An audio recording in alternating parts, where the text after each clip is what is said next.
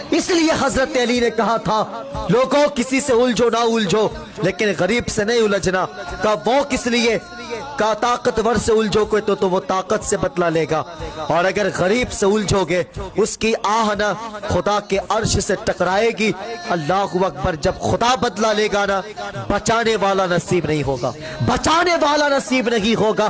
بادشاہ نے جب محل بنوایا اتفاق سے محل کے کونے پہ بڑھیا کی جھوپڑی پر رہے تھے. بادشاہ نے کہا اماں اپنے جھوپڑی کو ہٹا لے، جا میری سلطنت بہت بڑی ہے کہیں پہ جا کر کے بس جا. اللہ اکبر. عورت نے کہا تھا کہ بادشاہ اگر ہو سکے تو اپنے محل کو لے کر کے چلا جا، میں نہیں جانے والی. کہا وہ کس لیے؟ کہا بادشاہ جو رونق تیرے محل میں نہیں ہے وہ رونق میری جھوپڑی میں ہے. کہا وہ کیسے؟ اللہ اکبر. بڑھیا نے بہت بڑی بات کہی تھے. کہا بادشاہ تیرے محل میں رونق تیرے نوکروں کی وجہ سے ہے لیکن میری جھوپڑی میں رونق میرے بزرگوں کی یادوں کی وجہ سے ہے، بزرگوں کی یادیں شامل ہے. اللہ اکبر. بادشاہ نے کہا ہے کہ یہ بڑھیا آسانی سے نہیں ماننے والی ہے. غلاموں سے کہا جا حساب لگا دے، جیسے بڑھیا جھوپڑی سے نکلے گی اس کے جھوپڑی کو اڑا دینا. اللہ اکبر. اتفاق سے بڑھیا گھر سے نکلی ہے. اللہ اکبر. بادشاہ نے جھوپڑی کو توڑوا دیا ہے اور بڑی تیزی کے ساتھ محل کی دیواریں بنوا دیا ہے.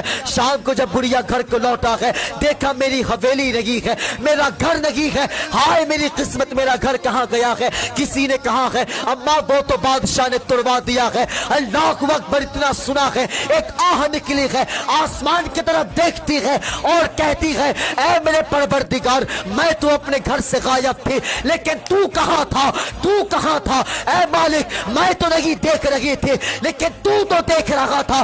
مالک انصاف تو میں نہیں کر سکتی لیکن تو انصاف کر سکتا ہے. زمانے نے دیکھا تھا کہ جو محل زمین کے اوپر تھا اب وہ زمین کے نیچے چلا گیا.